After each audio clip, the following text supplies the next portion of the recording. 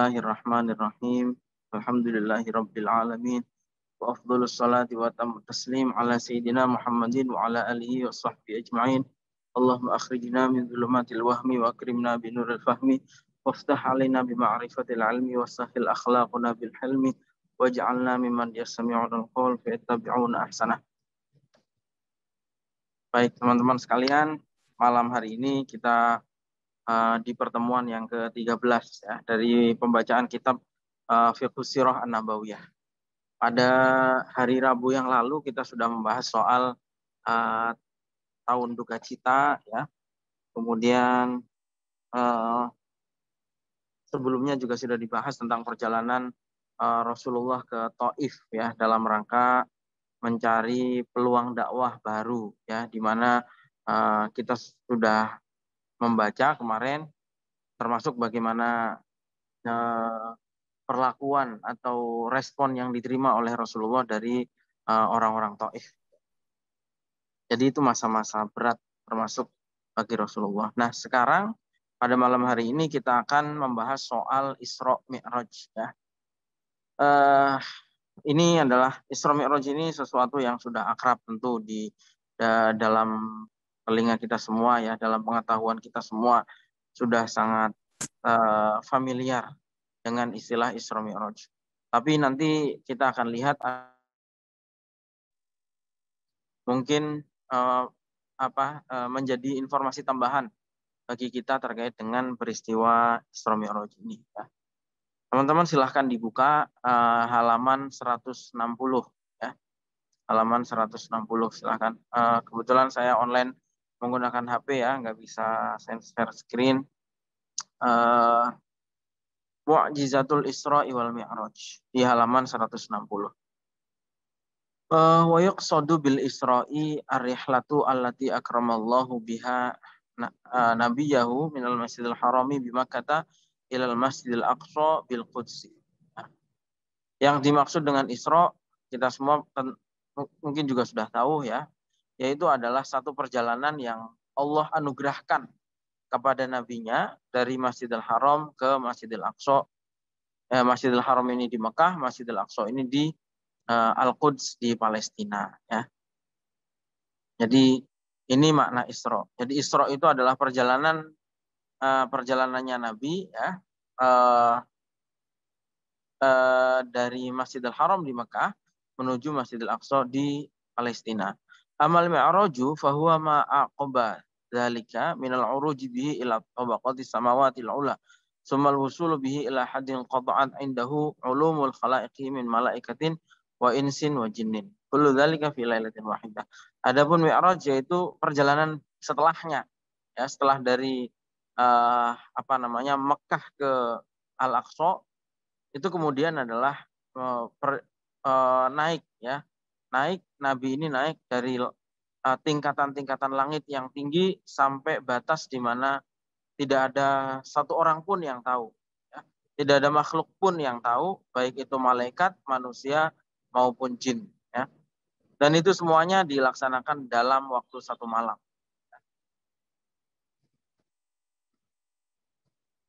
Wa qad ikhtulifa fi dhabti tarikhi hadhil mukarramatul ilahiyah.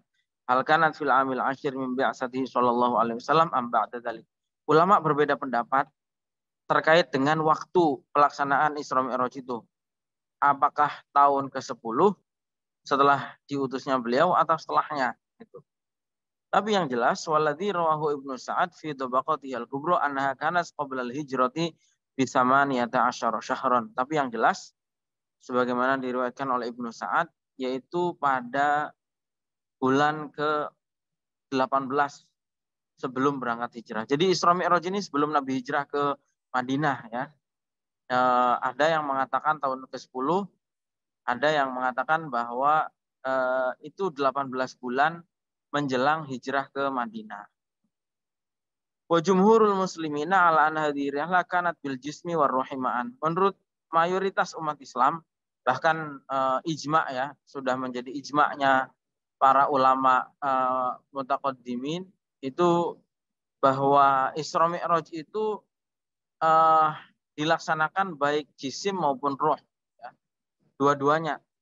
baik ruhnya maupun jisimnya semuanya melaksanakan Isra Mi'raj. Karena kenapa perlu dijelaskan? Karena ada ulama-ulama mutaakhirin atau orang-orang kontemporer lah ya yang berpendapat, belum tentu ulama ya, maksudnya orang-orang tertentu yang muncul belakangan yang berpendapat bahwa Isra Mi'raj itu hanya dilakukan ruhnya saja, ruhnya Nabi saja, jasadnya tidak. Itu.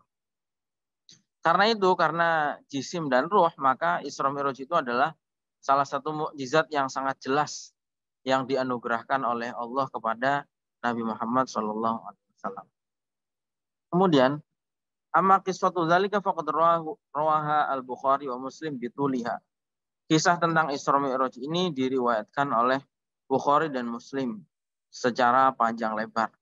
Maksudnya di dalam kitab Fiqh Sirah ini beliau tidak menerangkan secara detail tentang pertemuan-pertemuan beliau dengan para nabi, tentang dan seterusnya. Beliau tidak menerangkan secara detail, tapi beliau mengatakan kalau ingin merinci atau mendapatkan informasi yang rinci soal Isra Mi'raj ini, bacalah kitab Sahih Bukhari dan Muslim. Yang jelas-jelas sahihnya, gitu ya. Wa fiha annahu sallallahu alaihi wasallam utiya bil buraqi. Di antaranya adalah bahwa Rasulullah itu mengendarai buraq. Buraq itu apa? Buraq itu adalah satu kendaraan fauqa himarin, lebih besar daripada himar. Waduna baglin, ya. Tapi juga lebih kecil daripada bagol. Kira ke pertengahan lah kalau dibanding dengan keledai, dia juga lebih besar, ya, tapi juga di bawahnya bagol. Gitu. Sejenis kuda lah ya. Kebetulan di Indonesia hampir tidak ada ya yang mengendarai keledai ya. Paling adanya kuda, kerbau, sapi ya kalau di Indonesia. Yad'u hafiruhu 'inda muntaha tarfi. Wa fi anna sallallahu alaihi wasallam dakhala al-Masjidil Aqsa fa shalla bihi rak'atain. Diriwayatkan juga bahwa pada saat Isra Mi'raj Rasulullah itu sholat 2 rakaat di Masjidil Aqsa. Summa atahu Jibril, kemudian Rasulullah ditawari oleh malaikat Jibril dengan wadah. Ada wadah yang dari wadah berisi khamr, arak, dan ada wadah yang berisi susu. Kemudian Rasulullah memilih wadah yang berisi susu. Faqala Jibril ikhtartal fitrah. Kemudian kata Jibril, wahai Muhammad, kamu sudah memilih yang fitrah. Ya. Wa fihi annahu sallallahu alaihi wasallam urija bihi ila sama. Fasaniya fasalisah. Kemudian diterangkan juga bahwa Rasulullah Shallallahu Alaihi Wasallam itu dinaikkan ke langit, langit lantai 2, langit lantai 3 dan seterusnya sampai ke Sidratul Muntaha. Dan di Sidratul Muntaha itulah Rasulullah mendapatkan wahyu. Ya. Di antara wahyu yang beliau terima pada saat Isra Mi'raj itu adalah kewajiban sholat 5 waktu, ya, yang menjadi rukun Islam yang kedua. Yang pada awalnya itu bukan 5 waktu tetapi 50 waktu, 50 sholat dalam sehari semalam. Yang detail-detail ada di dalam kitab Sahih Bukhari dan Sahih Muslim ya, termasuk bagaimana diskusinya Nabi dengan atau bargaining atau nawarnya Nabi atas saran daripada Nabi Musa ya. Lah kemudian walama kana sahabihatul yaumit tali wa hadatsa Rasulullah sallallahu alaihi wasallam annasa bima syahada taufiqal musyrikuna yajma'u ba'dhum ba'dha. Setelah itu ya, pada pasca malam Isra Mi'raj itu kemudian esoknya Nabi itu menceritakan peristiwa yang beliau alami kepada masyarakat. Dan kemudian orang-orang musyrik berkumpul antara satu sama mereka dan menertawakan, ya, menghina, mengejek gitu. Dan kemudian mereka menantang, kalau memang kamu benar-benar Isra Mi'raj, melakukan perjalanan ke Baitul Maqdis, kemudian naik ke atas, sekarang saya mau tanya, tuh, terkait dengan detail-detail Masjidil Aqsa itu, ya, Baitul Maqdis itu. Tiang atau pilar-pilarnya seperti apa, pintunya berapa dan seterusnya ya. Kemudian bentuk-bentuknya seperti apa, warnanya mungkin catnya tiangnya ada berapa dan seterusnya. Padahal sebetulnya Rasulullah tentu nggak menyangka gitu pada saat Isra Mi'raj itu bahwa nantinya akan ditanya seperti itu. Tapi kemudian fajallalahullah azza wajal suratahu baina ainihi. Tapi kemudian Allah memperlihatkan secara jelas kepada Nabi tentang detail-detail di Masjidil Aqsa itu, ya. Ini diriwayatkan di dalam Bukhari Muslim bahwa Rasulullah pernah bersabda, lama kadzabatni Quraisyun qumtu fil hijri. Waktu saya itu waktu orang-orang Quraisy itu nggak percaya bahwa saya ini melakukan Isra Mi'raj, saya berdiri di atas Hijr. Maksudnya adalah Hijr Ismail, ya. Hijr Ismail itu lengkungan yang ada di Ka'bah itu, ya. Kalau teman-teman pernah haji atau umroh, di Ka'bah itu, di samping Ka'bah ada lengkungan. Itu namanya Hijr Ismail. Hijr ini kamar lah sebetulnya, ya. Hijr Ismail itu adalah kamarnya Ismail. Karena memang ini yang Ka'bah ini kan kita sudah bahas kemarin, ya, dibangun pada masa Nabi Ibrahim paling tidak, ya. Dan jejaknya Nabi Ibrahim ada gitu. Yaitu Maqam Ibrahim, tempat Nabi Ibrahim dulu berpijak. Sampai sekarang pun Maqam Ibrahim ini masih ada dan bekas kakinya Nabi Ibrahim pun masih ada di situ. Dan Hijr Ismail ini juga ada. Nah, Nabi itu berdiri di atasnya Hijr Ismail. Dan kemudian Allah memperlihatkan secara jelas Baitul Maqdis itu. Dan akhirnya karena sudah diperlihatkan oleh Allah, Nabi kemudian bisa bercerita dengan sangat lancar tentang seperti apa itu Baitul Maqdis itu. Adapun Abu Bakar, ketika orang-orang Quraisy menghina, merendahkan Rasulullah dengan cerita tersebut, kata Abu Bakar, ingkah naqala dzalik laqad shadaq. Kata orang-orang kan, "Weh Abu Bakar tuh, lihat junjunganmu itu sudah berhayal itu. Masa nggak mungkin orang manusia perjalanan satu malam sampai ke Baitul Maqdis, sampai ke langit, sampai ke Sidratul Muntaha. Padahal mestinya kalau normal itu bisa berbulan-bulan, ya. Bisa berbulan-bulan. Tapi temanmu itu kayaknya sudah gila gitu." Tapi kemudian Abu Bakar ketika ditanya dibilangin seperti itu sama orang-orang Quraisy, kata Abu Bakar, kalau memang yang bilang Muhammad, pasti dia benar. Kalaupun bilang ceritanya lebih dari itu, saya pasti mempercayai. Jadi inilah makanya Abu Bakar itulah julukannya adalah Abu Bakar As-Siddiq, ya. Karena beliaulah yang selalu membenarkan Rasulullah. Apapun yang dikatakan oleh Rasulullah, gak pikir-pikir lagi, langsung dibenarkan oleh Abu Bakar. Tuh. Ini memang percayanya Abu Bakar kepada Nabi ini betul-betul tulus. Nah, pada pagi hari setelah Isra Mi'raj itu juga Rasulullah didatangi oleh malaikat Jibril, ya. Kemudian malaikat Jibril mengajari Rasulullah tata cara sholat dan waktu-waktunya, gitu, ya. Wa kana alaihi salam qabla masyru'ati sholat yusolli rak'atain. Sebelum Isra Mi'raj, Rasulullah itu sudah sholat sebetulnya. Itu. Tapi sebelumnya sholatnya itu hanya 2 rakaat. Ya. Maksudnya 2 rakaat, yaitu di waktu pagi hari dan di waktu sore hari. Sebagaimana yang dilakukan oleh Nabi Ibrahim. Jadi ini penting, ya, untuk kita ketahui bahwa sebelum Isra Mi'raj pun sebetulnya sholat itu sudah ada, ya.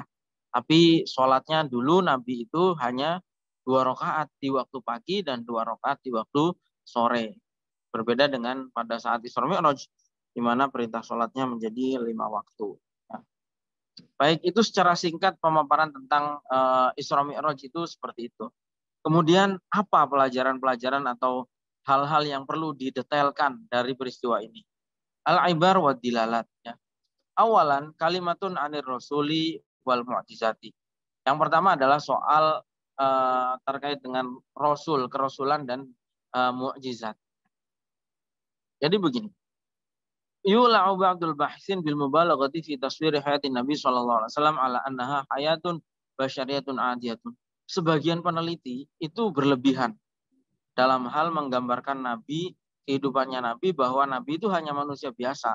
Gitu.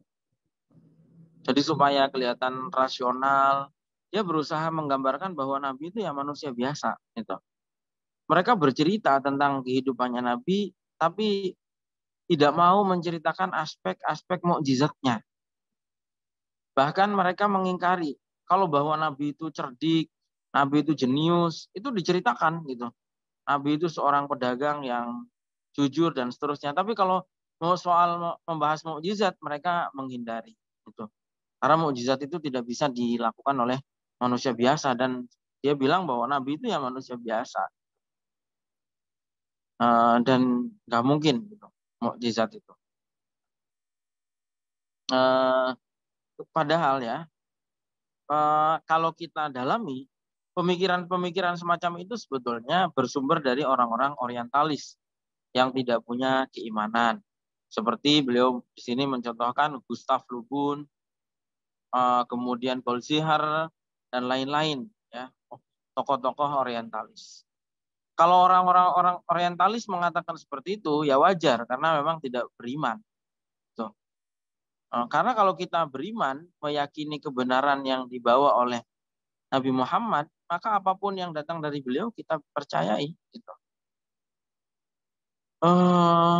Dan kalau sayangnya gitu kata beliau, ada beberapa tokoh Muslim ya di dunia Islam itu terpengaruh dengan pemikiran orang-orang orientalis itu dan bahkan ikut menyebarkan. Beliau menyebut di sini diantaranya adalah Muhammad Abduh, ya, kemudian Farid Wajdi dan Hussein Haikal. Ya. Di antara orang-orang yang mengikuti pemikiran seperti itu dari orang-orang orientalis, yang mengatakan bahwa yang lebih senang bercerita tentang Nabi itu yang ya aspek-aspek manusia biasanya lah. Tidak mau cerita soal kerasulannya, tidak mau cerita tentang mukjizat-mukjizatnya yang dianggap tidak masuk akal. Termasuk peristiwa Isra Mi'raj ini. Dan itu kemudian karena dikatakan oleh para tokoh Muslim, beberapa orang Islam pun terpengaruh, terpengaruh dengan kabar-kabar seperti itu. Maka untuk menggantikan, untuk menggeser mukjizat-mukjizatnya Rasul, kenabiannya Nabi Muhammad, ini kemudian mereka menggantikan dengan istilah-istilah baru, seperti misalnya Muhammad adalah seorang yang jenius, Muhammad adalah seorang pemimpin, Muhammad adalah seorang yang pemberani. Tapi mereka tidak pernah mengatakan bahwa Muhammad adalah Rasulullah, utusannya Allah. Muhammad adalah seorang nabi yang menerima mukjizat. Mereka tidak mau menyampaikan seperti itu. Nah, ini perlu diklarifikasi gitu.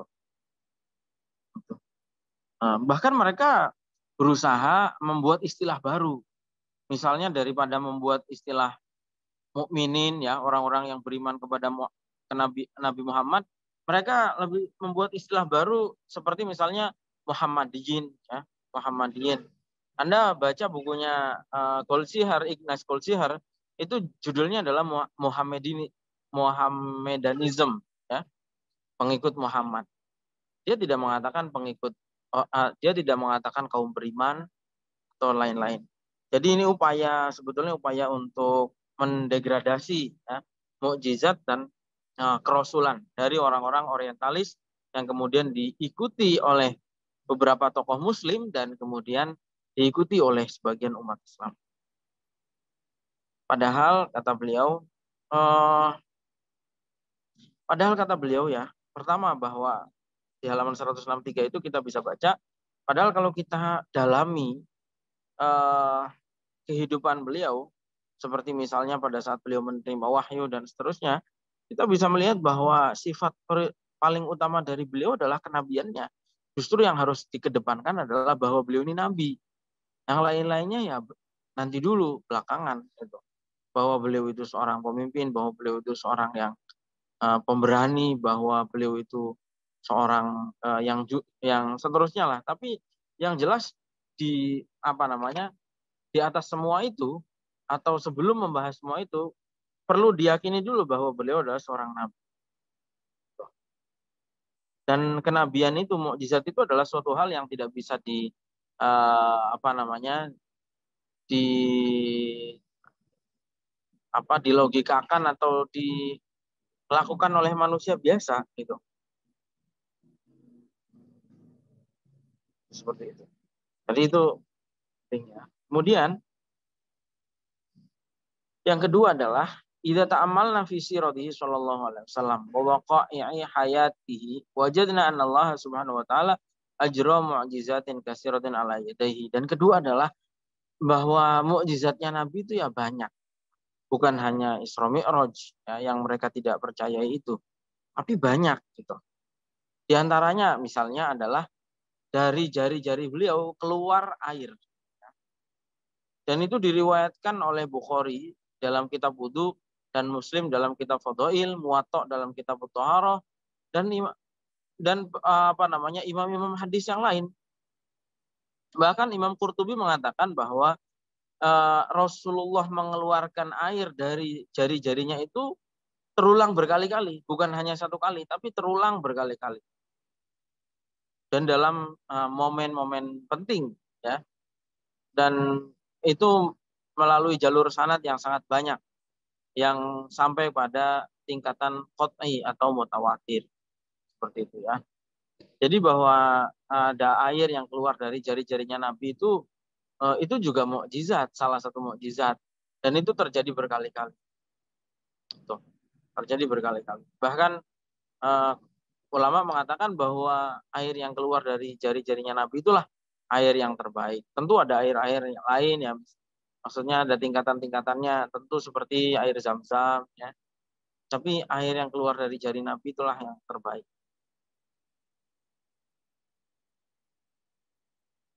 Kemudian selain itu misalnya mukjizat Nabi adalah hadisun syiqaqil qamari ala ahdi sallallahu alaihi wasallam hina mas'alahul musyrikuna dzalik. Seperti juga hadis bahwa Nabi itu pernah membelah bulan itu ketika diminta oleh atau ditantang oleh orang-orang musyrik. Itu juga mukjizatnya Nabi. Itu juga mutawatir. Begitu juga dengan Isra Mi'raj ini yang kita bahas pada malam hari. Itu juga mutawatir.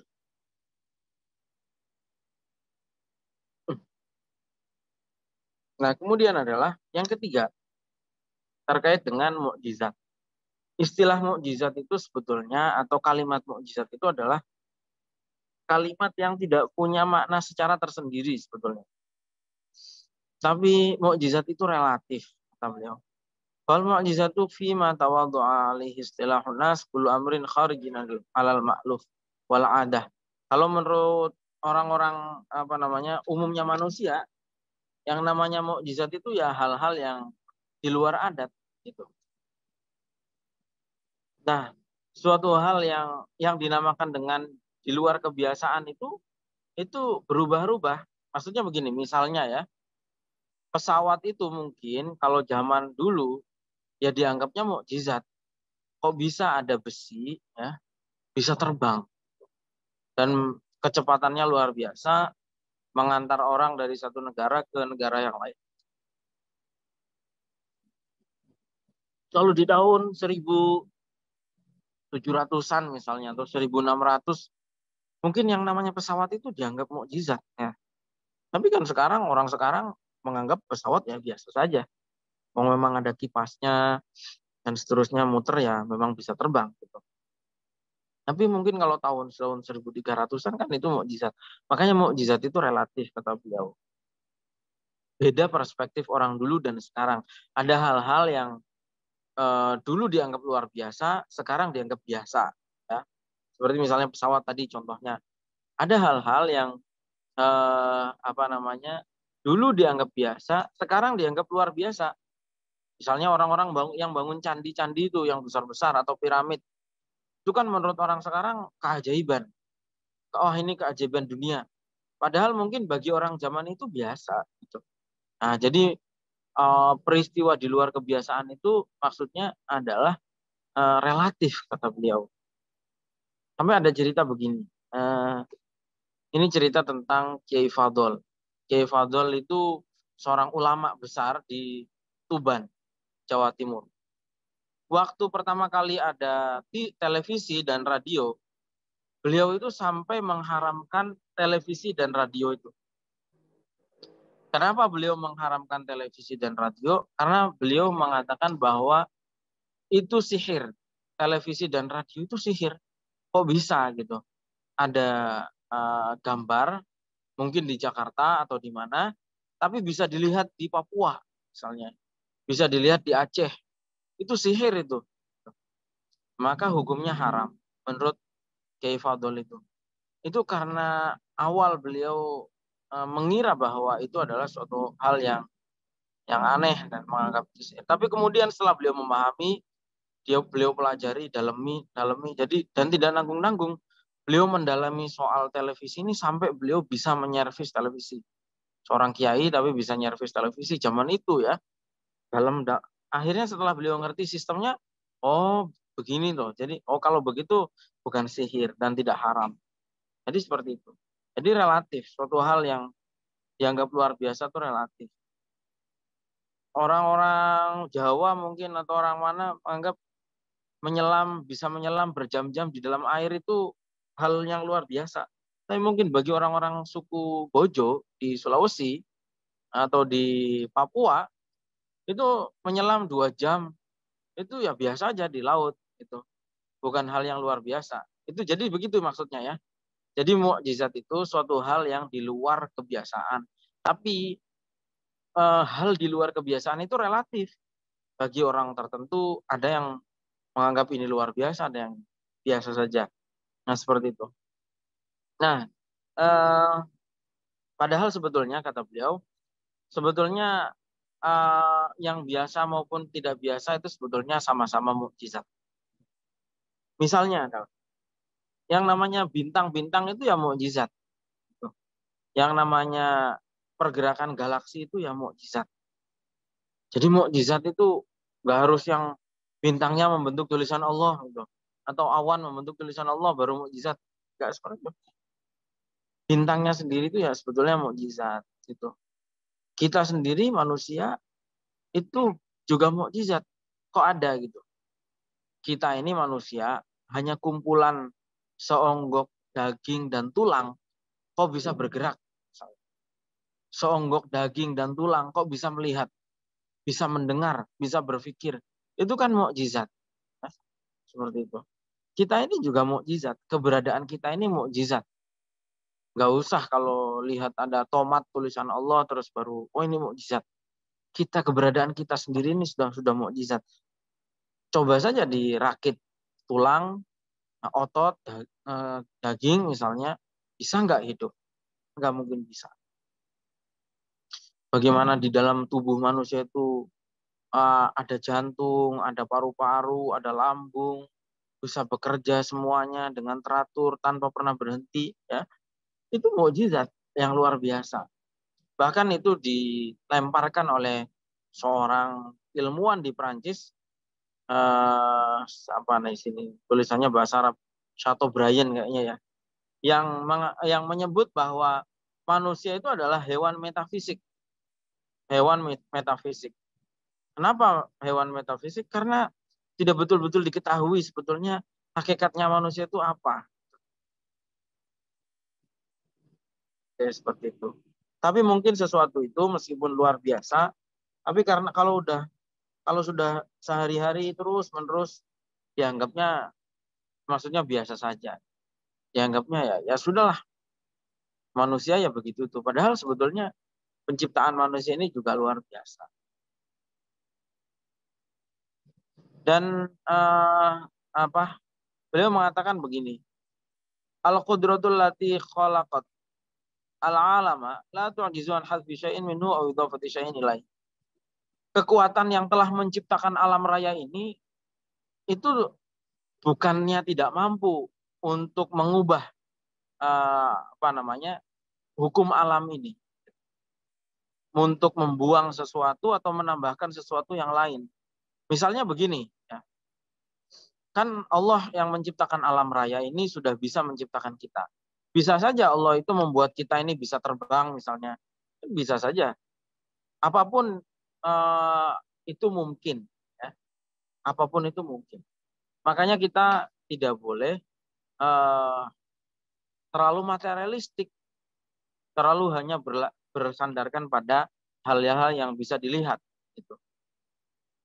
Allah yang bisa menciptakan kita berjalan, Allah yang bisa menciptakan kita berbicara, Allah juga yang bisa membuat apapun, mau diolah apapun kita ini, gitu. Atau alam raya ini. Bisa saja Allah menjadikan gajah bisa terbang, burung tidak bisa terbang misalnya. Bisa saja gitu. Bisa saja Allah yang sering diceritakan misalnya oleh Gus Baha, yang sering dicontohkan adalah bisa saja Allah membuat kertas itu lebih kuat daripada besi. Kalau kita berpegang pada hukum material, kertas sama besi itu kuat mana? Pasti kuat besi ya, kalau kita berpegang pada material. Tapi kenyataannya bisa saja kertas itu, karena kertas ini misalnya, kertas ini karena saya miliki, ini isinya kitab, saya jaga. Ini bisa awet bertahun-tahun. Bisa saja puluhan tahun atau ratusan tahun kalau ternyata misalnya teman-teman atau kerabat saya menjaga kertas ini. Tapi di sisi lain ada besi yang sangat besar misalnya, yang saya buat bangunan, tapi ingin saya hancurkan. Dalam kondisi itu kan besi menjadi lebih lemah, hancur. Tapi kertas ini menjadi lebih kuat. Jadi sandarkan semuanya kepada Allah. Kemampuan itu semuanya ada di tangan Allah. Begitu juga tadi ya, hal-hal yang kan Allah sudah mengeluarkan air dari gunung misalnya. Bisa saja sesekali Allah itu mengeluarkan air misalnya dari batu misalnya gitu. Bisa saja semualah. Yang jelas yang namanya pencipta itu yang sudah menciptakan alam raya ini mampu membuat apapun tentang alam raya ini. Kemudian yang kedua, pelajaran yang bisa diambil dari peristiwa Isra Mi'raj itu adalah tentang mauqi'u mu'jizil Isra wal Mi'raj min al-ahdas allati kanat tamurru bi Rasulillah sallallahu alaihi wasallam fi dzalikal hin. Mukjizatnya Rasulullah berupa Isra Mi'raj ini sangat berkaitan dengan peristiwa-peristiwa sebelumnya gitu. Kita semua sudah membahas pada minggu-minggu yang lalu ya bahwa Rasulullah itu mengalami ujian yang sangat berat dari orang-orang Quraisy. Mulai diblokade, disiksa ya, dihina, dicaci, dianiaya secara lisan, secara moral, secara fisik ya, sampai ditaburi debu, ditaburi kotoran, bahkan mau dilempari batu. Rasulullah mengalami ujian sangat berat. Diblokade ekonomi, tidak dapat apa-apa, sampai makan kulit pohon, kemudian ditinggal wafat oleh Sayyidah Khadijah, kemudian ditinggal wafat juga oleh Abu Thalib. Dan kemudian ketika Rasulullah mencoba pergi ke Taif, di sana juga ternyata Rasulullah mendapatkan respon yang tidak bagus dari orang-orang Taif. Jadi sebagaimana terlihat dalam doanya Rasulullah di kebunnya Ibnu Rabi'ah, Rasulullah menyampaikan kepada Allah tentang lemahnya dirinya itu. Kemudian bagaimana Rasulullah itu sangat membutuhkan seorang penolong, seorang yang memberikan motivasi itu. Dan betapa Rasulullah menunjukkan kehambaannya dan kemanusiaannya di hadapan Allah. Mengadu dan seterusnya lah kepada Allah ya. Tapi beliau takut kalau karena peristiwa Taif itu Allah menjadi ghadab. Itu. Takut Allah marah. Makanya terlihat di dalam doanya Rasul, ilam yakun bika ghadabun alayya fala ubali. Beslah Gusti Allah, kalau cuma sekedar saya dilempari batu, saya dihina-hina, gak masalah. Yang penting panjenengan jangan marah. Kalau jenengan gak marah, saya tenang aja gitu. Santailah kalau mau dihina manusia, disiksa manusia sudah biasa. Nah, maka dari itu kemudian diberilah semacam hadiah Isra Mi'raj dari Allah Subhanahu wa taala. Untuk menguatkan kembali moralnya Nabi ya, menguatkan mental. Itu juga untuk menunjukkan pesan dari Allah bahwa Allah tidak pernah meninggalkan Nabi dan Allah tidak marah kepada Nabi, Tapi bahwa Nabi disiksa dan seterusnya itu adalah sudah sunnatullah. Sunnatullah yang diterima para kekasih Allah. Jadi sekali lagi ya, orang diberikan ujian itu bukan berarti terus, wah itu orang lagi diadab. Bukan seperti itu. Karena memang Allah itu ketika mencintai seseorang, Allah akan menguji orang-orang tersebut. Gitu. Dan itu adalah sunnatullah dan sunnahnya para dai. Hampir semua dai itu ya mengalami hal-hal seperti itu, intimidasi, disakiti oleh tetangga, difitnah oleh teman, ya macam-macam lah, disakiti oleh muridnya gitu. Muridnya suul adab, muridnya nggak bisa diatur dan seterusnya. Itu udah hal-hal yang konsekuensi yang diterima oleh para dai. Isra Mi'raj juga ya, hal yang penting.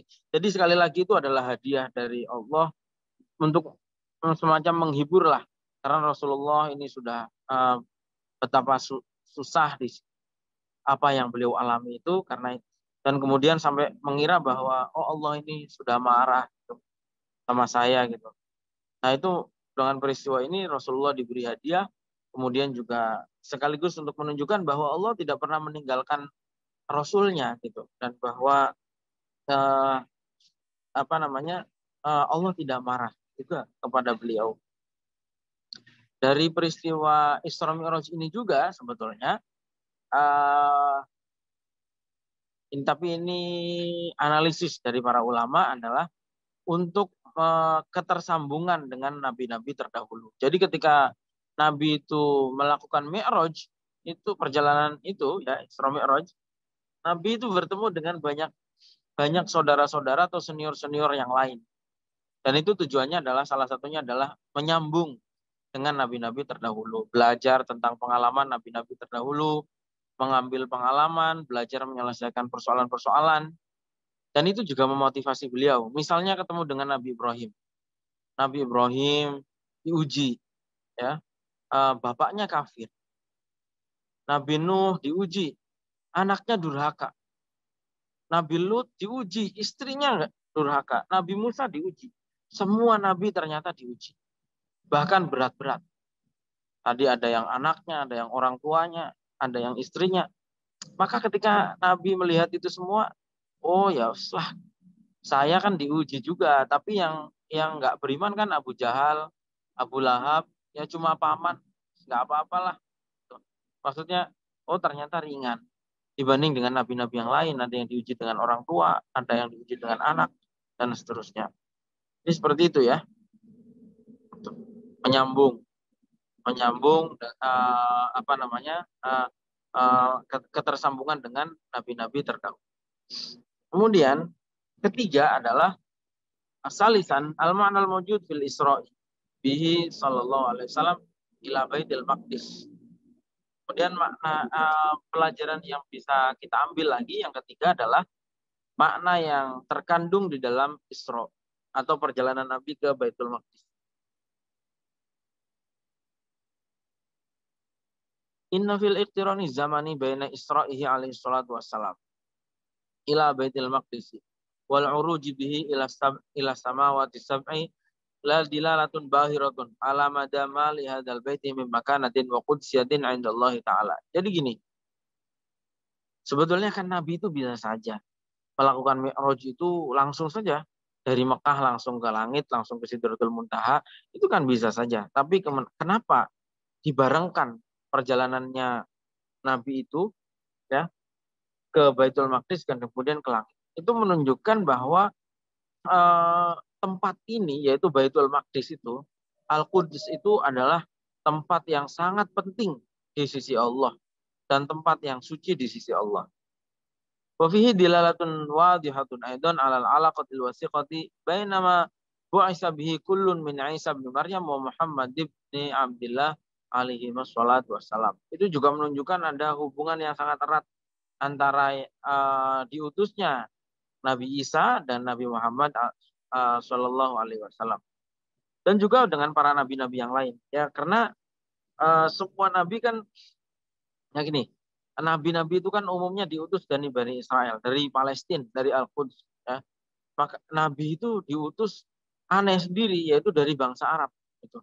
Tapi untuk menunjukkan satu hubungan yang sangat kuat itulah ya Nabi itu di Mi'rajkan melalui Isra Mi'rajnya melalui Baitul Maqdis. Ya. Menunjukkan bahwa tempat itu memang penting dan bahwa Nabi Muhammad itu ada keterikatannya dengan nabi-nabi yang lain di situ. Ya, ada riwayat yang lain kan mengatakan Nabi Muhammad mengimami sholat para nabi di dalam Al-Quds itu. Dan begini kata beliau, wa fihi dalalatun ala mada ma yanbaghi an ladal muslimina fi kulli ashrin waqtin minal hifadhi ala hadhil ardil muqaddasati. Itu juga satu petunjuk penting dari Allah bahwa orang-orang Islam itu harus menjaga tanah Baitul Maqdis itu. Dalam setiap masa. Wa himayatiha mimma tami'id dukhala'i wa a'da'iddin. Dan menjaganya dari para musuh-musuh.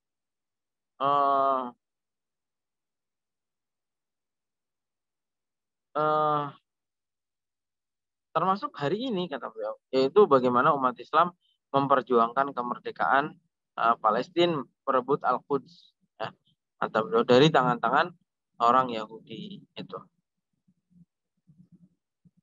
Loh, siapa yang tahu? Dulu motivasi itulah yang membuat Salahuddin Al-Ayyubi berjuang itu untuk melawan pasukan salib ya, memerdekakan Al-Quds. Seperti itu. Ya, makna Isra Mi'raj ini memang sangat terkait dengan kemerdekaan Palestina atau pembebasan Al-Quds ya, Baitul Maqdis gitu. Karena itu adalah tempat yang sangat penting dan suci di sisi Allah. Gitu. Di mana orang-orang Islam mempunyai kewajiban untuk menjaganya dari serangan-serangan musuh. Yang keempat, itu juga yang sudah memotivasi Salahuddin Al-Ayyubi dulu merebut Al-Quds dari tangan-tangan pasukan salib. Yang keempat adalah ikhtiyari Nabi sallallahu alaihi wasallam ala bana al-khamri hina maqaddamaha lahu Jibril alaihi salam dalalatun ramziyatun ala al-islam wa dinul fitrah. Yang keempat adalah pelajaran yang bisa kita ambil dari peristiwa Isra Mi'raj ini adalah ketika Nabi memilih susu dibandingkan dengan khamr, dibandingkan dengan arak, itu menunjukkan bahwa Islam adalah agama yang fitrah. Agama yang fitrah, maksudnya agama yang fitrah itu gimana? Ya, agama yang fitrah adalah agama yang berkesesuaian dari segi akidah dan hukum-hukumnya dengan fitrahnya manusia. Ya. Falaisa fil Islami syai'un yata'aradu wa tabi'atul asliyatu fil insan. Walal fitrah kanat jisman dzatulin abad la kana dinul Islami asaubul mufassal ala qadrihi. Karena itu kata beliau, di Islam itu enggak ada satu ajaran pun yang bertentangan dengan fitrahnya manusia. Ya. Misalnya fitrahnya manusia menganggap bahwa kehidupan itu penting. Maka dari itu Islam juga menganggap bahwa kehidupan itu juga penting. Fitrahnya manusia itu mencintai tanah kelahirannya, mencintai tanah airnya. Karena itu Islam menganggap bahwa mencintai tanah air itu adalah suatu hal yang penting. Karena itu fitrah. Kalau ada orang tidak mencintai tanah airnya, itu menyalahi fitrahnya. Makanya sebetulnya mencintai tanah air itu tidak butuh dalil. Karena itu sudah fitrahnya manusia. Dan Islam itu agama fitrah. Seperti itu. Nah sekarang kok ada gitu. Gak tahu siapa orang-orang yang aneh-aneh yang mengatakan bahwa merayakan hari kemerdekaan itu adalah bid'ah. Itu adalah ritual kafir. Karena merayakan asobiah nasionalisme. Gimana itu? Dalil dari mana? Ucapan dasarnya apa? Mengatakan bahwa merayakan hari kemerdekaan itu adalah kufur karena asobiah nasionalisme. Itu kan aneh. Padahal mencintai tanah air itu sudah fitrahnya manusia. Dan ketika orang merayakan hari kemerdekaan, pada hakikatnya dia mensyukuri nikmat kemerdekaan karena orang dijajah itu menderita. Tuh. Sedangkan Al-Quran perintahnya adalah wa amma bi ni'mati rabbika fahaddits.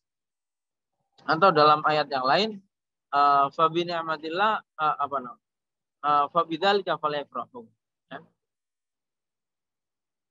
Jadi seperti itu. Jadi nggak ada salahnya. Bahkan kalau hari kemerdekaan itu diisi dengan doa bersama misalnya dengan zikir apa, tentu akan jauh lebih utama lagi. Gitu. Seperti itu. Karena wujud rasa syukur, ya syukur sendiri itu sudah ada tuntunannya. Komisan, ya. Yang kelima adalah yang penting untuk selesaikan dari peristiwa Isra Mi'raj ini adalah bahwa kanal Isra wal Mi'raj bikullin minar ruhi wal jasadi ma'an. Isra Mi'raj itu bukan hanya ruhnya saja, tapi juga jasad. Jasad dan ruhnya secara bersamaan, semuanya mengalami Isra Mi'raj. Itu adalah pendapat yang diyakini oleh mayoritas umat Islam, baik ulama mutaqaddimin maupun mutaakhirin.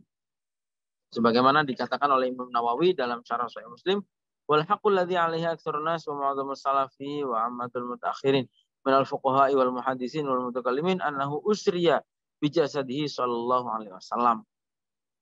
Kebenaran, kata Imam Nawawi, kebenaran yang diyakini oleh mayoritas ulama salaf dan maupun ulama mutaakhirin, baik ulama fikih, hadis maupun ahli tauhid, mengatakan bahwa Isra Mi'raj itu ruhan wa jasadan, ruhnya dan jasadnya.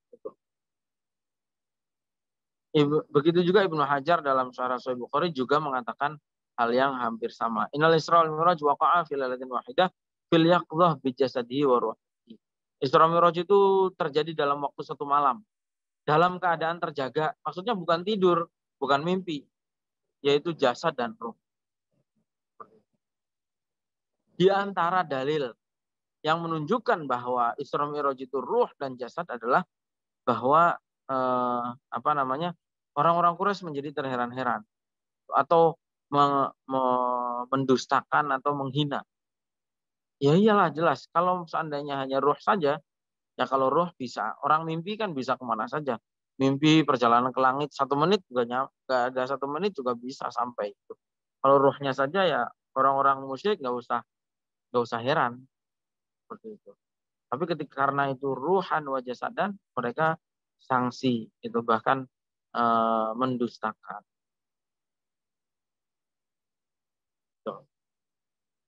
Kemudian yang keenam adalah sadisan ihzar wa anta tabhasu an qissatul Isra wal Mi'raj antar kana ila ma yusama bi Mi'raj Ibnu Abbas. Waspada, kata beliau, dan hati-hati kalau membahas soal Isra Mi'raj, jangan pernah merujuk pada kitab yang namanya Mi'raj Ibnu Abbas. Jangan pernah merujuk pada kitab itu. Kenapa? Karena itu adalah kitabun mulafaqun min majmu'ati ahaditsin batilatin la aslalaha wa la sanada. Wa qad sya'adzaka alladhi fa'latahu hadhihi an yulsiqa hadhihi al-akadzib bi Ibnu Abbasin radhiyallahu anhu. Itu adalah kitab yang berisi kumpulan kebohongan yang tidak ada dasar dan tidak ada sanadnya. Dan orang-orang yang membuat kebohongannya itu menisbatkannya kepada Ibnu Abbas. Padahal semua orang yang kritis, yang rasional, ya bahkan semua manusia mengetahui bahwa, maksudnya yang mau berpikir pasti tahu bahwa itu bukan Ibnu Abbas yang menulis. Karena Ibnu Abbas itu tidak pernah menulis tentang Isra Mi'raj. Bahkan gerakan penulisan kitab itu sebetulnya baru muncul di akhir masa Umawi. Adapun di zamannya sahabat Abbas itu belum ada gerakan penulisan pada saat itu. Jadi jangan sekali-kali merujuk pada kitab Mi'raj Ibnu Abbas. Walam maqafa du'atu su'i ala hadzal kitab wajidu fihi min al-akadzib al-mansubah ila Rasulillah sallallahu alaihi wasallam ma yaqulu za'za'ata imanil katsirin minan nas. Tapi beberapa penceramah, ya, penceramah yang tidak kompeten, kata beliau, malah merujuk kepada kitab ini yang isinya kebohongan-kebohongan, sehingga itu menggoncang keimanan banyak orang. Di antaranya adalah disebut di sini Dr. Louis Out. Dan nggak tahu itu siapa nama Louis Out itu. Padahal orang semua riwayat ulama-ulama sudah menerangkan bahwa itu adalah kitab yang di atas namakan, kitab yang kebohongan yang di atas namakan Ibnu Abbas. Tapi ya begitu, namanya kebohongan itu biasanya lebih cepat menyebar. Catatan penting itu di paragraf terakhirnya. Walakin al-kadzib surah nama yang qalibun indahum sahihan idza kana fihi ma yushawishu afkarul muslimin wal misalim dinahum. Tapi ya kebohongan itu cepat sekali menyebarnya di menyebar dan berubah menjadi kebenaran, seakan-akan kebenaran. Nah, seperti itu. Baik. Jadi saya kira itu ya tentang Isra Mi'raj. Jadi ini peristiwa yang sangat penting di dalam kehidupannya Nabi. Isra itu adalah perjalanan dari Masjidil Haram di Mekah menuju Baitul Maqdis di Palestina, ya, atau menuju Masjidil Aqsa di Al-Quds. Kemudian Mi'raj adalah perjalanan beliau dari Masjidil Aqsa ke langit kedua, ketiga, dan seterusnya sampai dengan Sidratil Muntaha. Itu terjadi Isra Mi'raj ini tahun ke-10 Hijriah, 18 bulan sebelum berangkat hijrah ke Madinah. Dan beliau di situ menerima wahyu sholat 5 waktu, ya. Dan tadi sudah dijelaskan banyak pelajaran penting yang bisa diambil dari peristiwa ini terkait dengan apa itu mukjizat, ya, yang harus kita yakini dari Nabi itu. Meskipun di akhir-akhir ini ada orang-orang tertentu yang berupaya mendegradasi kenabian beliau dengan membuat istilah baru seperti orang yang jenius dan seterusnya. Kemudian dari kenabiannya digeser dengan istilah-istilah baru, misalnya orang beriman disebut dengan Ahmadiyyin atau pengikut Muhammad dan seterusnya, ya. Padahal mudah saja Allah itu mau menciptakan apapun termasuk yang dianggap sebagai mukjizat itu. Isra Mi'raj juga merupakan satu bonus atau hadiah dari Allah karena peristiwa-peristiwa berat yang menimpa Nabi, ya. Kemudian juga untuk menyambungkan antara beliau dengan nabi-nabi terdahulu, ya. Kemudian juga Isra Mi'raj juga menunjukkan bahwa kepentingnya Masjidil Aqsa, ya.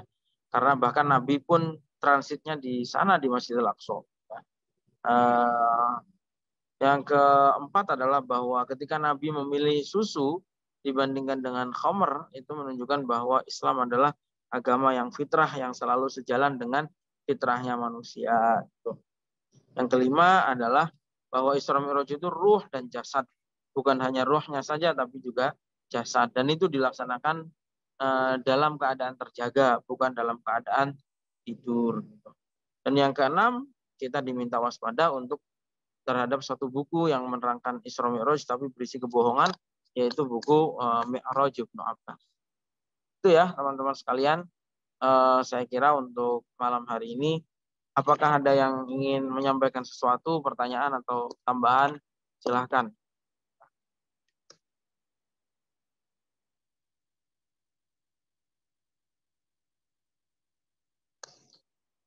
Tapi kalau tidak ada, saya akhiri ya. Oke, saya kira cukup ya. Mudah-mudahan bermanfaat terkait dengan pembahasan Isra Mi'raj ini dan kita selalu istiqomah pada pembahasan-pembahasan. Baik, sekian. Assalamualaikum warahmatullahi wabarakatuh.